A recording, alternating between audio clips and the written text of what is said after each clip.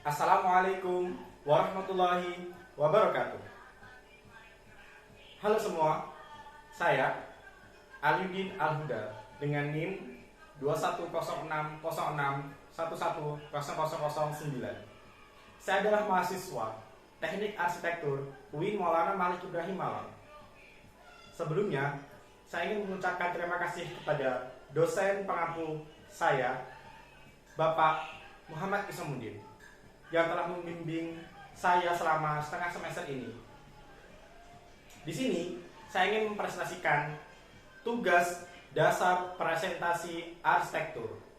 Baik, langsung saja untuk tugas pertama yang ingin saya presentasikan adalah tugas membuat sketsa.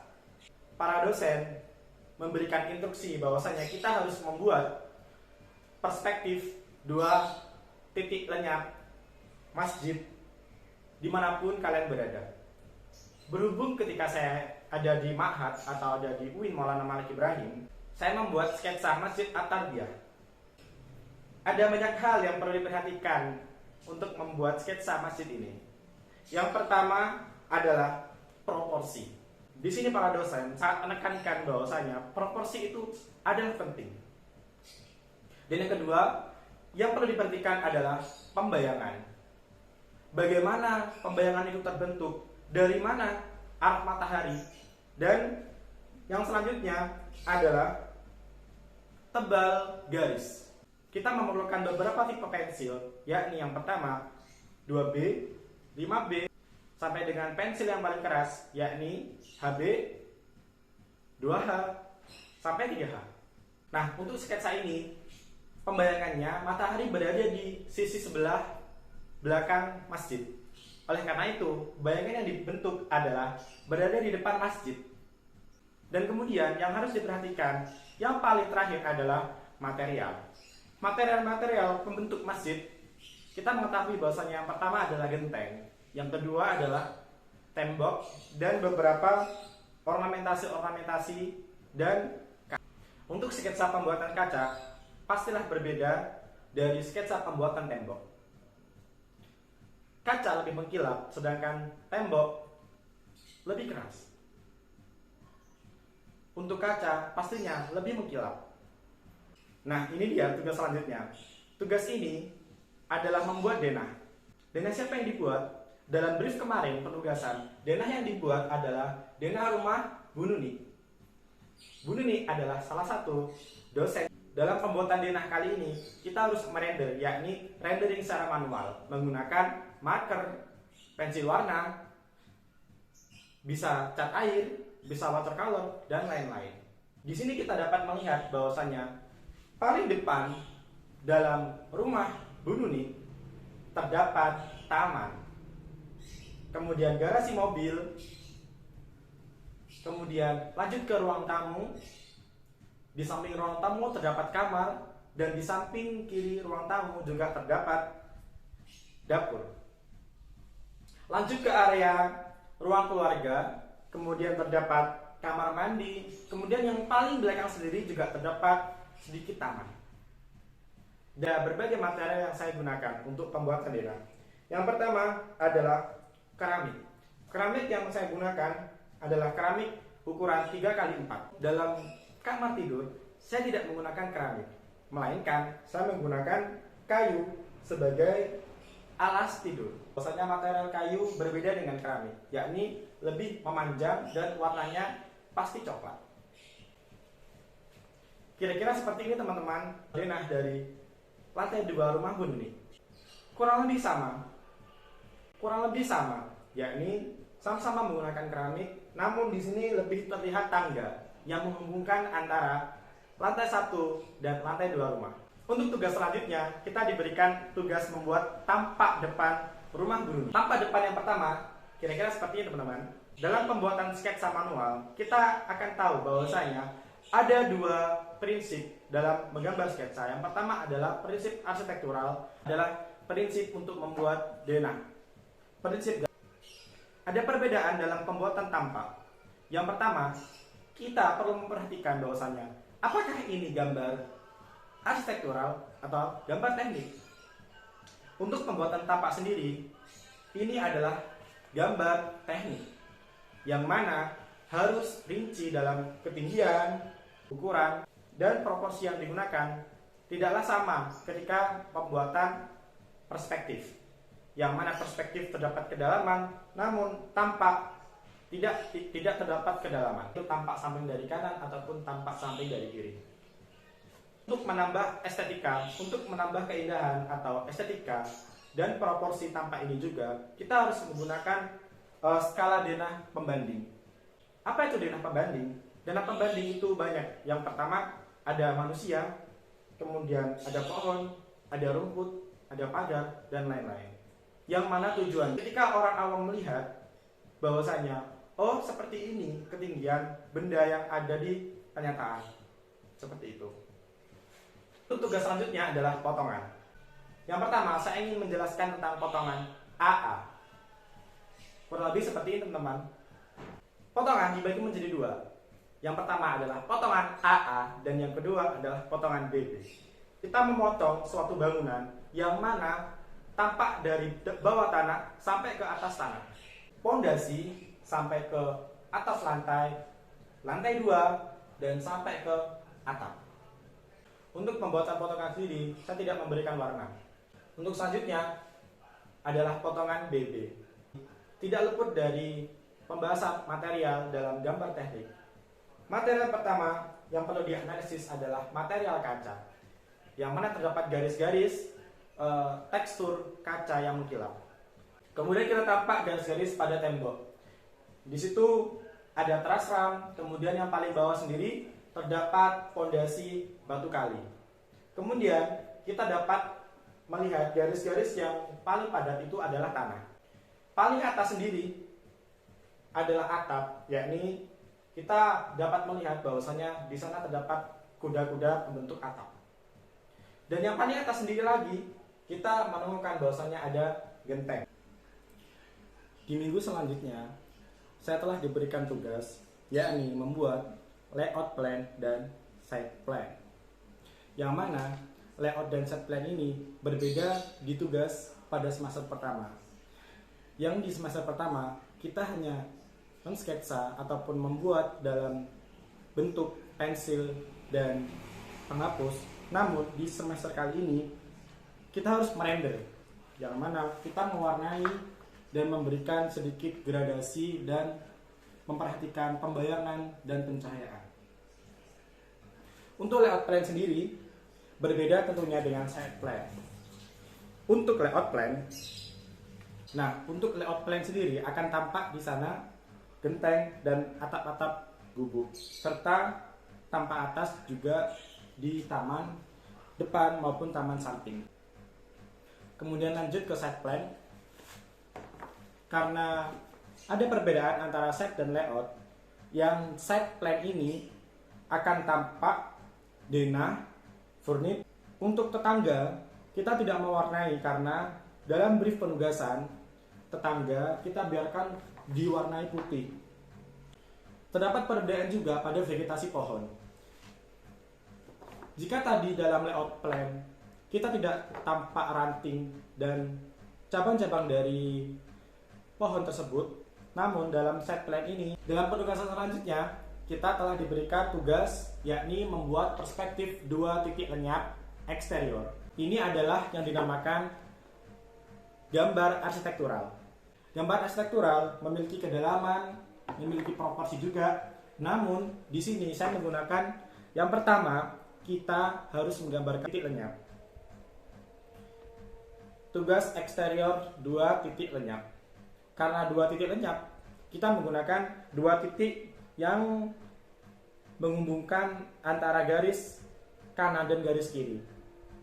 Untuk kedalamannya, kita menggunakan garis horizontal. Untuk letak kejauhan daripada pemandangan tersebut, kita menggunakan garis vertikal. Pastinya, untuk ketinggiannya, kita mengkira-kira ataupun kita menerka-nerka yang mana proporsinya itu adalah tepat. 1 titik lenyap pada perspektif eksterior ini di bagian depan rumah Bu Nuni. Untuk bagian depan kita kelihatan bahwasanya kita menarik 1 titik lenyap ini pada tengah-tengah rumah, yang mana akan terlihat nantinya kedalaman rumah dari segi tembok sisi kanan dan sisi samping. Nah, ini adalah malam hari, maka saya menggunakan warna hijau yang lebih gelap. Untuk tetangga, sama seperti dua titik lenyap eksterior tadi, yang mana tidak perlu kita mewarnai tetangga. Kita perlu menggariskan saja bentuk dari rumah tetangga dan kita biarkan warna putih. Untuk langit-langitnya, saya menggunakan watercolor. Watercolor ini saya campur dari ungu dan merah untuk menciptakan kesan gradasi yang mana itu adalah menjelang malam. Saya juga menambahkan titik-titik putih yang mana itu diibaratkan sebagai bintang. Perspektif interior. Untuk perspektif interior ini sama seperti eksterior tadi, yang mana kita menggunakan satu titik lenyap dan dua titik lenyap. Ini adalah perspektif interior rumah Bu Nuni.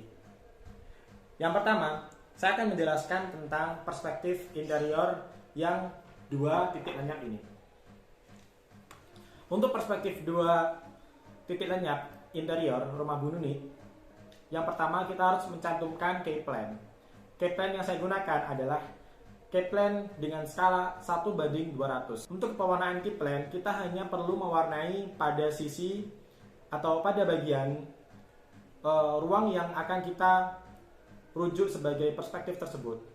Karena ini adalah ruang keluarga, yang mana akan tampak ruang makan, akan tampak sedikit ruang tamu dan tangga, maka akan saya gunakan dua titik. Yang pertama pada sisi di atasnya meja, dan yang kedua adalah titik yang berada di sisi dapur. Dan untuk meja dan peralatan-peralatan lain yang menggunakan material kayu, saya menggunakan spidol dan marker sebagai pewarnaan tersebut dengan warna coklat dan garis-garis agar membentuk sebuah pola yang mana dan merepresentasikan bahwasanya itu adalah kayu.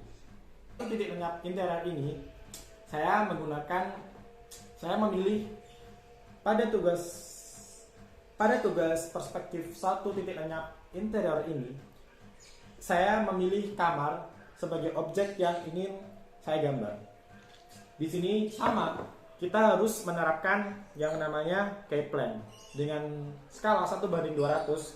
Namun yang perlu kita warnai pada key plan tersebut hanyalah pada kamarnya saja. Di manakah letak satu titik lenyapnya? Letak satu titik lenyapnya berada di termin, yang saya hubungkan garis-garis dan saya hubungkan satu sama lain membentuk suatu proporsi yang sangat pas pada suatu kamar. Untuk material pada kamar yang saya gunakan, yang pertama saya menggunakan keramik. Keramik tetap sama pada warna kuning kecoklatan, dan tidak lupa karpet. Karpet berada di bawah kasur, yang mana karpet tersebut adalah karpet berbulu yang berwarna hijau. Kemudian saya menggunakan kursi. Kursi tersebut adalah kursi individu yang berwarna merah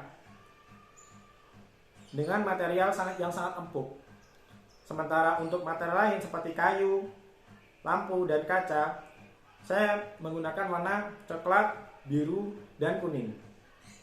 Untuk tembok sendiri, saya menggunakan warna kuning, dan konsep warna yang saya gunakan sama, yakni komplementer gabungan warna kuning dan warna biru.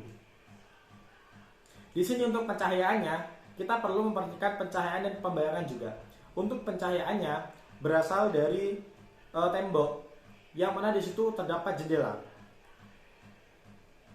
Cahaya menyorot kasur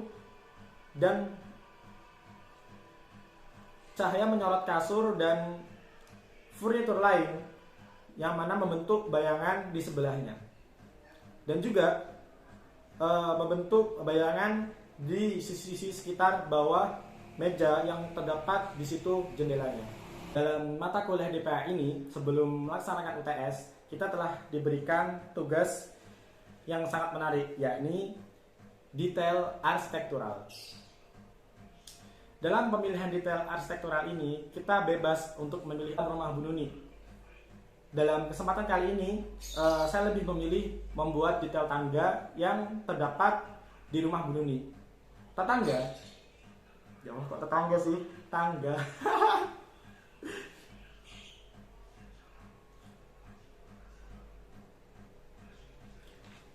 Saya memilih tangga dalam pembuatan detail arsitektural ini. Tangga adalah sebuah konstruksi yang dirancang untuk menghubungkan antara lantai satu ke lantai yang lain. Untuk detail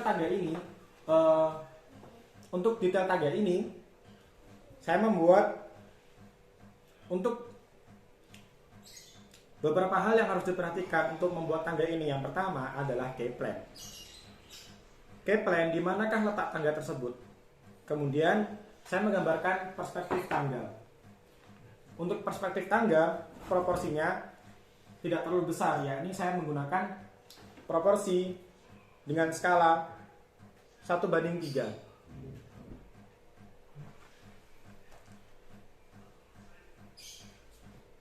Dan beberapa jarak ataupun ukuran kayu tersebut dan beton tersebut. Jarak antara kaca dan beton itu adalah 900 meter. Untuk jarak potongan BB tersebut akan tampak bahwasanya kedalaman ataupun lebar daripada kayu. Untuk detail arsitektural ini, pada kayu tersebut di dalamnya terdapat semen dengan tebal 56 sampai 60 meter dan kayu dengan tebal 100 meter. Untuk detailnya sendiri bisa dilihat ya teman-teman. Untuk skala 1:25 di sana terdapat lubang untuk membuat mur, stringer, dan variasi-variasi struktur yang membentuk suatu tangga ini. Detail arsitektural ini adalah merupakan tugas terakhir sebelum UTS dan sebelum saya mempresentasikan hasil atau seluruh rekapan tugas dari minggu-minggu sebelumnya, dari awal, dari sketsa, tampak, kemudian denah, layout dan set, dan yang paling terakhir adalah ada perspektif interior dan denah arsitektural ini dan detail tangga arsitektural ini. Dan yang paling terakhir ada perspektif interior, perspektif eksterior, dan detail arsitektural ini.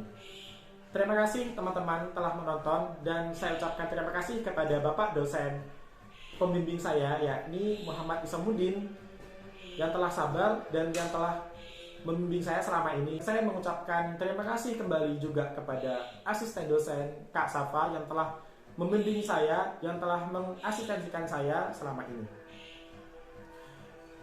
Terima kasih juga kepada teman-teman yang telah menonton. Semoga penjelasan yang saya sampaikan dapat dipahami, dan apabila ada tutur kata yang salah dari saya pribadi mengucapkan mohon maaf yang sebesar-besarnya. Akhirul kalam, ihdinas siratal mustaqim. Wassalamualaikum warahmatullahi wabarakatuh. See you next time.